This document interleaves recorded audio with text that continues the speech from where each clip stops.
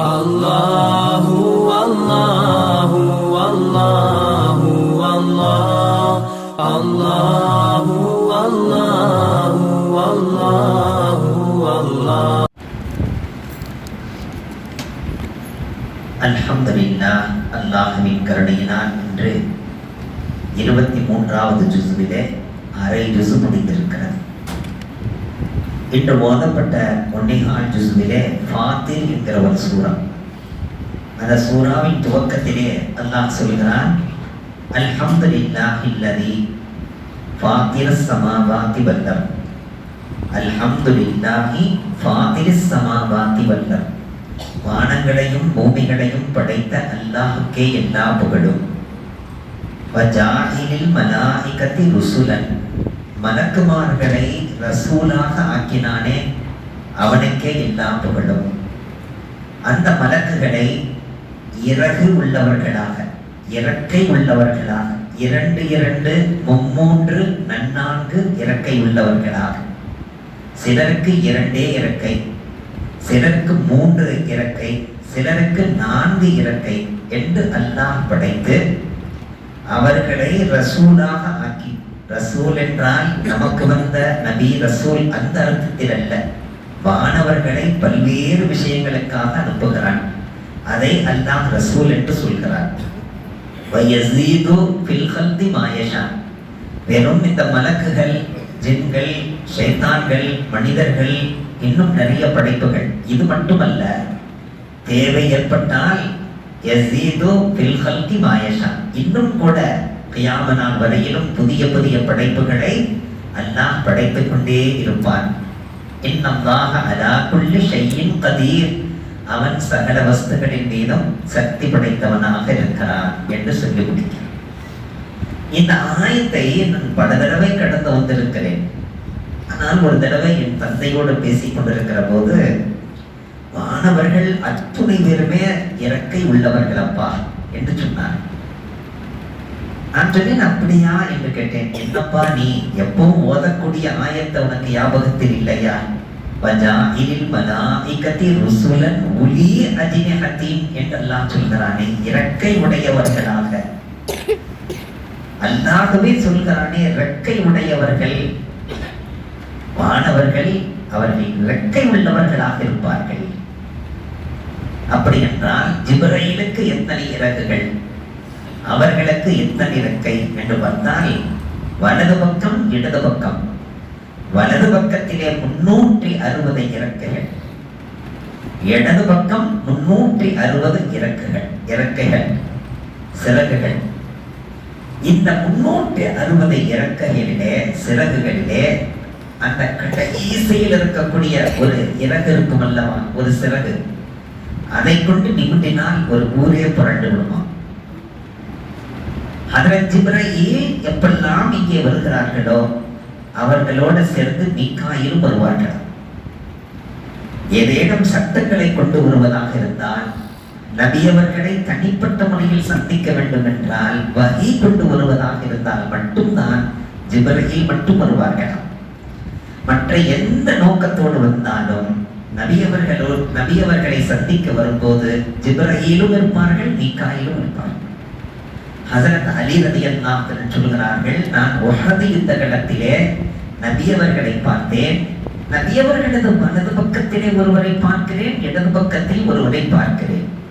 இதற்கு முன்னோ அல்லது அதற்கு பிறகோ அந்த உருவத்தை நான் பார்க்கவே இல்லை. இதுவரையிலும் எங்களது சகாக்களிலே அப்படி ஒரு உருவம் இருந்ததா என்றால் யாரையுமே அப்படி நாங்கள் பார்க்கவில்லை. புதிய உருவமாக இருந்தது. வெண்ணிற ஆடை உடுத்தி இருந்தார்கள், வெண்ணிற தலப்பாகை கட்டியிருந்தார்கள், பார்ப்பதற்கு அவ்வளவு ஜோதியாக இருந்தார்கள். போர் முடிந்த பிறகு நபியவர்களிடத்தில் கேட்டேன், உங்களுக்கு சகாக்களாக 2 பேர் அமர்ந்திருந்தார்களே, அவர்கள் யார் யார் ரசூலல்லாஹ் என்று கேட்டேன். நபியவர்கள் சொன்னார்கள், வலது பக்கத்தில் இருந்தவர் ஜிப்ரீல், இடது பக்கத்தில் இருந்தவர் மீகாயில் என்றார்கள் நபிகள் நாயகம் ஸல்லல்லாஹு அலைஹி வஸல்லம். அப்படி என்றால் மலக்குகளின் வருகை தினந்தோறும் இருக்கிறது. நபிகள் நாயகம் ஸல்லல்லாஹு அலைஹி வஸல்லம் சொன்னார்கள், சிதறத்துல் முன்தஹா என்கிற இடத்திலே ஒவ்வொரு நாளும் பூமிக்கு வர வேண்டிய மலக்குகள் அனைவரும் அங்கே ஒன்று கூடுவார்கள். அங்கே ஜிப்ரீலும் இருப்பார்.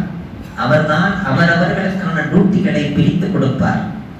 நீங்கள் எங்கே போக வேண்டும், நீங்கள் எங்கே போக வேண்டும், உங்களுக்கான வேலை என்ன, எதையெல்லாம் பிரித்து தருவார். நான் இந்த ஹதீஸை படிக்கிற நேரத்தில் எனக்கு ஞாபகம் வந்தது என்ன, கூலிக்கு வேலைக்காக செல்லக்கூடிய வேலையாட்கள் எல்லாம் ஒரு இடத்திலே ஒன்று கூடுகிறார்கள்.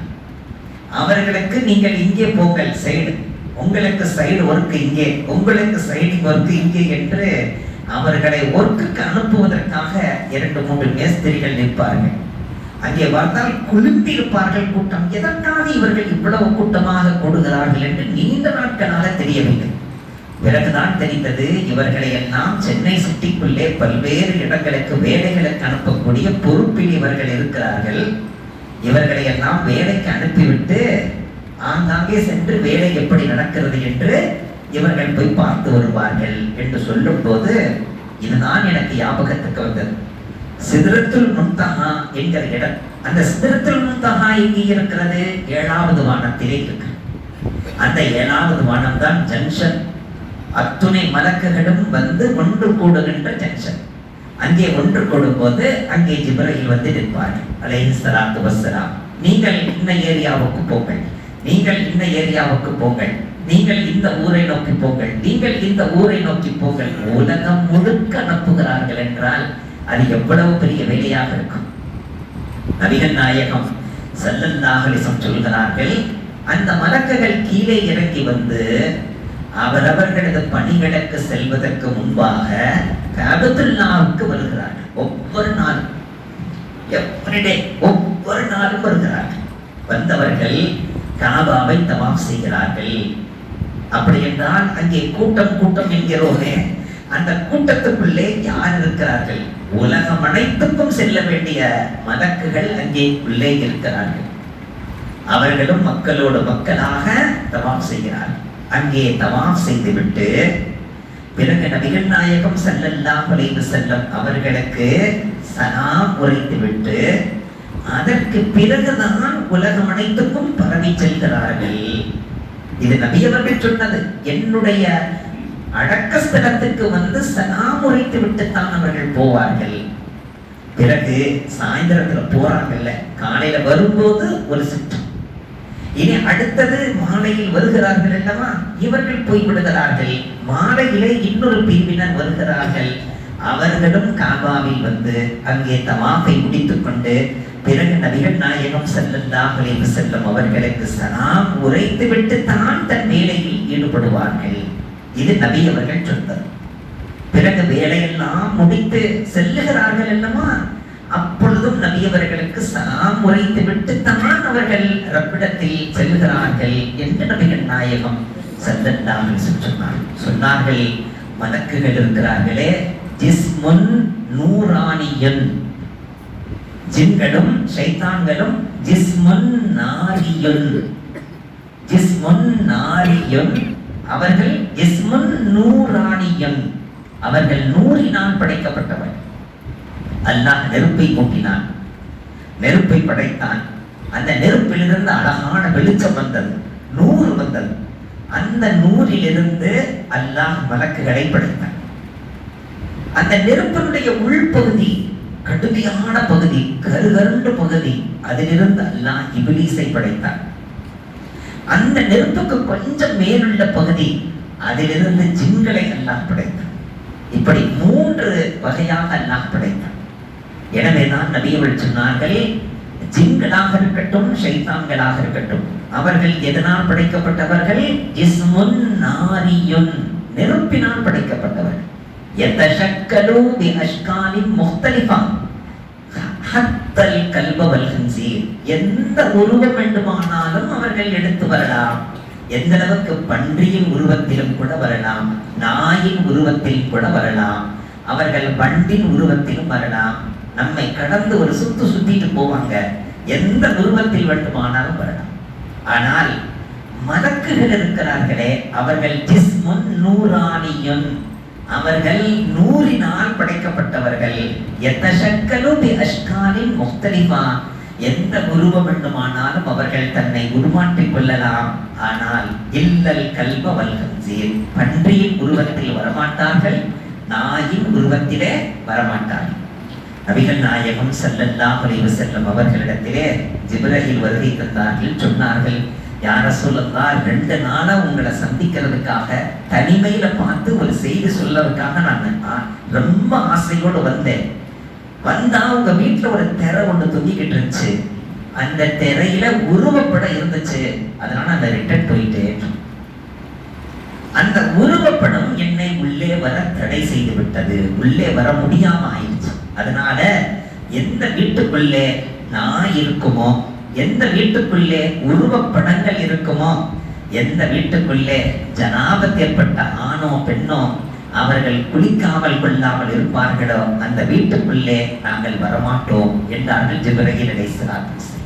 உடனே சஹாபாக்கள் இதை கேட்டுவிட்டு, யா ரசூலல்லாஹ், நாய் வளர்க்கக்கூடாது, வீட்டுக்குள் வைக்கக்கூடாது, பாதுகாப்புக்காக வைக்கலாமா என்று கேட்டபோது, அது வீட்டுக்கு வெளியில் தான் இருக்க வேண்டுமே தவிர வீட்டினுடைய உள்பகுதி போகின்ற பாதை இருக்கும் அல்லவா, அந்த கேட்டு ஓரத்திலே அது இருக்கக்கூடாது, வீட்டுக்குள்ளேயும் இருக்கக்கூடாது. அதே போன்றுதான் புகைப்படங்கள், உருவப்படங்கள் எல்லாம் வீட்டுக்குள்ளே. இது என் தாதா, என் தாதி, நானா, நானி, காலா, மாமோ, சச்சா, எல்லா போட்டோவையும் வச்சு அவங்களுடைய துணைவியா நிக்காஹான போட்டோ எல்லாம் மாட்டேன். ஒரு வீட்டுக்கு என்ன விருந்து கிடைத்தார்கள், சென்றிருந்தேன். இந்த போட்டோவெல்லாம் கொஞ்சம் பாருங்க, உங்கள்ட்ட இதெல்லாம் சொல்லணும்னு சொன்னாரு. என்னைக்கு சொல்லி முடிப்பாருன்னு தெரியல. ஏன்னா 1-2 போட்டோ வரதா பரவாயில்ல, வீடெல்லாம் போட்டோ. அமைதியாக பார்த்து விட்டு கடைசியாக சொன்னேன், இந்த உருவப்படங்கள் மாற்றப்பட்டிருந்தால் மலக்குகளின் வருகை இல்லாமல் போய்விடும், எனவே நீங்கள் அதை கலட்டி விடுங்கள் என்று சொன்னார். உருவப்படங்கள் இருந்தாலோ அல்லது நான் இருந்தாலோ அல்லது ஜனாபத் இருந்தாலோ உள்ளே நாங்கள் வரமாட்டோம். உடனே சஹாபாக்கள் கேட்டார்கள், ஜனாபத் ஏற்படத்தானே செய்யும் யா ரசூலல்லாஹ்? ஏற்படும், முடிந்தால் உடனே குளித்து விடுங்கள், குளிப்பதற்கு தாமதமாகும், நேரமாகும் என்று இருக்குமானால் ஒது செய்து கொள்ளுங்கள். அப்படி நீங்கள் ஒது செய்து கொள்வீர்களேயானால் மலக்குகளின் வருகை ஏற்படும் என்றார்.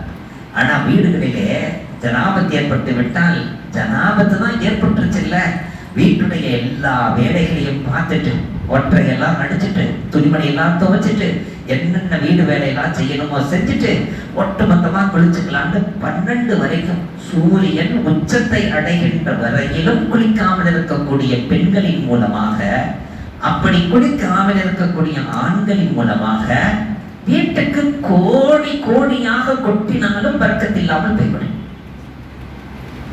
அதே போன்றுதான் வீட்டில் உள்ள பெண்கள் அவர்கள் சுத்தமாகின்ற அந்த சுத்தப்படுத்துகின்ற வஸ்துகள் இருக்கல்லவா, மென்ச சுத்தப்படுத்துகின்ற வஸ்துகள், அதே போன்ற ஆண்களுடைய ஜனாபத் ஏற்பட்ட துணிகள், இவைகளை எல்லாம் தண்ணீர் பட்டாவது வைக்க வேண்டும். இல்லை அப்படியே வைத்தால் அந்த இடங்களிலே மலக்குகள் வரமாட்டார்கள். மலக்குகள் வரமாட்டார்கள் என்றால் என்ன பொருள் தெரியுமா? ஷைத்தான்கள் வருவார்கள். மலக்குகள் வரமாட்டார்கள் என்றால் அதற்கு என்ன பொருள்? ஜின்களுடைய நடமாட்டம் ஏற்படும், ஷைத்தான்களின் நடமாட்டம் ஏற்படும், துர் ஆன்மாக்களின் நடமாட்டங்கள் ஏற்படும் என்ற அர்த்தம். எனவே அதை நாம் மிக கவனத்தில் கொள்ள வேண்டும். நபிகள் நாயகம் ஸல்லல்லாஹு அலைஹி வஸல்லம் சொன்னார்கள், ஹதீஜாவை பார்த்து சொன்னார்கள், ஹதீஜாவே மிக சிரமப்படுத்தி வந்திருக்கிறாய் அல்லவா, மலை ஏறி வந்தாய். தியானத்தில் நபி அவர்கள் இருந்தார்கள், மலை ஏறி வந்தார்கள் ஹதீஜாமா. உடனே நபிகள் சொன்னார்கள் ஹதீஜாவை பார்த்து, ஹதீஜா ரொம்ப கஷ்டப்பட்டு வந்திருக்கிற, நீ வர்றத எனக்கு ஜிப்ரீல் இப்பதான் சொல்லிட்டு போறார். நீ வந்துகிட்டு இருக்கிற, உன் கையில ஒரு பாத்திரம் இருக்கு, அதுல சாப்பாடு இருக்கு, ரொட்டி இருக்கு, சால்னா இருக்கு. அப்படி கஷ்டப்பட்டு நீ வர்றதை பார்த்துட்டு ஜிப்ரீல் வந்து ரப்பும் தானும் உனக்கு சலாம் சொல்வதாக சொல்ல சொன்னாங்க. உடனே ஹதீஜாமா சொன்னாங்க, நானும் ஜிப்ரீலுக்கு சலாம் சொல்றேன், நானும் ஜிப்ரீலுக்கு சலாம் சொல்றேன், அடுத்து வந்தா சொல்லுங்க. அதனால ஆயிஷாமா பக்கத்துல உட்கார்ந்து இருக்காங்க. நபியவர்கள் பக்கத்துல இருக்கவே, ஆயிஷா இருக்கவே ஜிப்ரீல் வந்துட்டாங்க. அது ஆயிஷாமா ரொம்ப சந்தோஷமா சொல்லுவாங்க, எனக்கு கிடைச்ச சிறப்பு வேறு யாருக்குமே இல்லை, நான் பக்கத்துல இருக்கவே ஜிப்ரீல் வந்துட்டு போவார். அப்படி வந்துட்டு போகும்போதெல்லாம் ஆயிஷாவுக்கு நான் சலாம் சொல்லுங்க, ஆயிஷாவுக்கு நான் சலாம் சொல்லுங்க சொல்லிட்டு போவார். உடனே ஆயிஷா அம்மா சொல்றாங்க, நீங்க பார்க்கறது எங்க கண்ணுக்கு தெரிய மாட்டேது யார சொல்லலாம், நீங்க என்னென்னலாம் பார்க்கறீங்களோ அது என் கண்ணுக்கு தெரிய மாட்டுதே அப்படின்னு சொல்லிக்கிட்டே இருந்தாங்க. ஒரு நாள் வேண்டுமென்றே ஆயிஷா எடுத்து போடட்டும் என்பதற்காகவே தன்னுடைய தலப்பாகையை வச்சுட்டு உள்ள போனான், பாத்ரூம் போனான். போயிட்டு வர்றதுக்கு இடையில அந்த தலப்பாகையை தூக்கி தலையில மாட்டினாங்க. யாரு? ஆயிஷா ரலியல்லாஹு. இந்த உலகமே மறைஞ்சு வேறு உலகம் தெரிய ஆரம்பித்தது. நடுங்கி போயிட்டாங்க. என்னன்னா அந்த உலகத்தை பார்க்கின்ற சக்தி வேண்டும் அல்லவா, அந்த உலகத்தை காணுவதற்கான ஒரு தனி குப்பத் வேண்டும் அல்லவா, அந்த குப்பத் இல்லையே. உடனே கீழே இறக்கி வைத்து விட்டார். பதட்டம் தெரிந்தது. நபி அவர்கள் கேட்டார்கள், ஏன் பதறி போயிருக்கிறாய், ஏன் முகமெல்லாம் வெளியே போயிருக்கிறாய், என்ன ஆனது? தலப்பாகை தூக்கி தலையில் வைத்தாய் அல்லவா. யார் கேட்டா? நபி அவர்கள் கேட்டார். இன்னைக்கு நாம கூட நம்மளுடைய தொப்பிலாம் வச்சிருந்தா எடுத்து போட்டு பார்க்கிற வழக்க வீடுகள் இருக்கு. ஆனால் அதற்கென ஒரு தனி மகத்துவம் இருக்கிறது என்பதை காட்டுகிறார்கள். நாம் பார்க்காத இன்னொரு உலகம் இருந்து கொண்டிருக்கிறது. நபி அவர்கள் கொஞ்சம் மன வருத்தம். ஹப்சாவை தலாக் விட்டுட்டார். நபி அவர்களுடைய மனைவிமார்கள் ஒருத்தர் ஹப்சா, அவங்கள தலாக் விட்டுட்டார். ஒரே ஒரு தலாக், சும்மா ஒரு வார்னிங் தலாக். உடனே ஜிப்ரீல் கீழே இறங்கிட்டாங்க. வந்து சொன்னாங்க, என்ன யார சொல்லலாம், ஹப்சாவை தலாக் விட்டுட்டீங்க, அது எப்படிப்பட்ட பெண்ணு தெரியுமா? இன்னஹா, அந்த பெண்மணி சப்பாமுன் கப்பாமத்துன், சப்பாமத்துன் கப்பாமத்துன், பகலெல்லாம் நோன்பு வைக்கிற பெண்ணு, இரவெல்லாம் தொழுகையில ஈடுபடுற பெண்ணு, இப்படிப்பட்ட பெண்ணாயா நீங்க தலாக் விட்டீங்க? வஸௌஜத்துக ஃபில் ஜன்னah, சுவனத்துல உங்களோட தான் இருக்க போகுது. அப்படிப்பட்ட பெண்ணை தலாக் விடுறீங்களே, உடனே நீங்க ருஜூ செய்யுங்க, திருப்பி மீட்டிக்கிங்க அப்படின்னு சொல்லிட்டு போனாங்க. உடனே ஹப்சாவுடைய இடத்துக்கு போயிட்டாங்க. சல்லல்லாஹு நபி நாயகம் ஸல்லல்லாஹு அலைஹி வஸல்லம் சொன்னாங்க, நீங்க தொழுகிறதா இருக்கட்டும், நீங்க நோன்பு நோக்கிறதா இருக்கட்டும், நீங்க ஹஜ் செய்யறதா இருக்கட்டும், எந்த அமல் செய்யறதா இருந்தாலும் அதை நீங்களா செய்யறது இல்ல, அல்லாஹ்வுடைய உதவி மலக்குகளின் மூலமாக வந்துதான் நீங்கள் செய்கிறீர்கள் சொன்னார். உடனே சஹாபாக்கள் இதை எப்படி நாங்கள் விளங்குவதுன்னு கேட்டபோது, நீங்கள் உறக்கத்தை நீங்கள் மேற்கொள்ளும் போது அல்லாஹ் 3 பிரிவினர்களை அனுப்புகிறார். மலக்குகளிலே 3 பிரிவினர்கள் வருகிறார்கள். வந்தவர்கள் ஒரு பிரிவினருடைய காலை அமுக்கிவிட்டு அல்லாஹ் சொல்கிறான், அவர்கள் பகலெல்லாம் உழைத்த காரணத்தால் கை காலெல்லாம் அசந்து படுத்திருக்காங்க, அதனால நீ காலெல்லாம் அமுக்கி விடு, ஏன்னா அவங்க எங்க பஜருக்கு வராம தூங்கிடுவாங்களோன்னு எனக்கு கவலையா இருக்கு, அவங்கள சப்புல இருக்க நான் பார்க்கணும்னு ஆசையா இருக்கு, அதனால காலெல்லாம் அழுத்தி விட்டு வலிய போக்கி அந்த டயர்ட்னஸை நீக்கி அவங்களை எழுப்பி கொண்டு வந்து நிக்க வைக்கிறது உங்க வேலை அப்படின்னு ஒரு குரூப் செயல்படும் மலக்கு. இன்னொரு குரூப் அவர்களும் உறக்கத்தில் இருக்க அல்லாஹ் மலக்குகளை அனுப்பி வைக்கிறான், சொல்லியே அனுப்புகிறான். இவர்கள் எப்படியாவது பஜருக்கு வந்தன்னு கங்கணம் கட்டி படுத்திருக்காங்க, இவங்க மோகத்தையே பார்க்க நான் விரும்பல, அதனால கை கால நல்லா அழுத்தி தூங்க வச்சு அவங்கள நான் பார்க்கவே விரும்பல அப்படின்னு நல்லா சொல்றேன். இன்னொரு பிரிவினர் படுத்திருக்கிறார்கள். நபி அவர்கள் சொல்றாங்க, மலக்குகள் இறங்கி வருகிறார்கள், அல்லாஹ் சொல்லி அனுப்புகிறான், அவர்கள் வயோதிகம் அடைந்து விட்டார்கள், ஆனால் உள்ளமெல்லாம் ஆசையாக இருக்கிறது, பள்ளிக்கு வரணும், ஜமாத்தோட தொழுகணும், 4 பேரை சந்திக்கணும், முக்மீன்களோட முக்மீன்களா இருக்கணும், ரொம்ப ரொம்ப ஆசை அவங்களுக்கு இருக்கு, ஆனா வயோதிகம் ஆயிட்டாங்க, ரொம்ப கஷ்டப்படுறாங்க, அவங்களுக்கும் கை காலெல்லாம் அமுக்கி விட்டு வலியெல்லாம் நீக்கி புரட்டி விட்டு நல்லா தூங்க வச்சிருங்க, அவர்கள் தொழுகாவிட்டாலும் தொழுத நன்மையை நான் எழுதி விடுகிறேன், அவர்கள் இபாதத் செய்ய முடியாவிட்டால் அவர்கள் இபாதத் செய்த காலத்தில் என்ன இபாதத் செய்தார்களோ அதை இப்பொழுதும் செய்கிறார்கள் என்று நான் எழுதி விடுகிறேன்.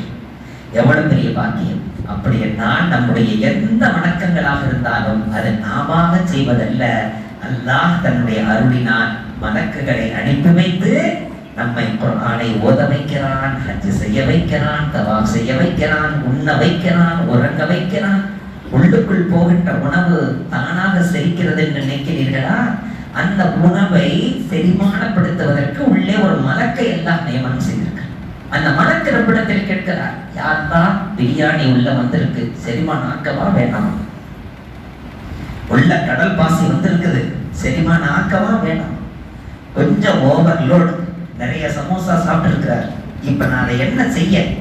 அல்லாஹ் அந்த மலக்கு கேட்க, அல்லாஹ் சொல்லுகிறான், அதையெல்லாம் நொடிக்குள்ள நீ செரிமானமாக்கி, அதை இரத்தமாக ஆக்கி, சக்தி துளிகளை தனியாக ஆக்கி, அதிலிருந்து கசடுகளை தனியாக ஆக்கி, என்னென்ன செய்யணுமோ கரெக்டா செஞ்சிரு அல்லாஹ் சொல்றான். இன்னொருத்தருக்கு சொல்றான், ஓ மலக்கே, அவர் சாப்பிட்டு இருக்கிறது எதுவும் அவருடைய உடல்ல சேரக்கூடாது, அனைத்தையும் அடிச்சுக்கிட்டு வர்ற மாதிரி பண்ணிடு. உள்ளே இருந்து மலக்குகள் செயல்படுகிறார்கள் என்றார்கள் நபிகள் நாயகம் ஸல்லல்லாஹு. இதை நாம் அறிந்து கொண்டால் அல்லாஹ் நமக்கு எவ்வளவு உதவியாக இருக்கிறான் என்பது நமக்கு புரிய வரும். அவனுக்கு நாம் நன்றி செலுத்தக்கூடியவர்களாக மாறுவோம். வல்ல ரஹ்மான் புரிந்து செயல்படும் பாக்கியத்தை நம்ம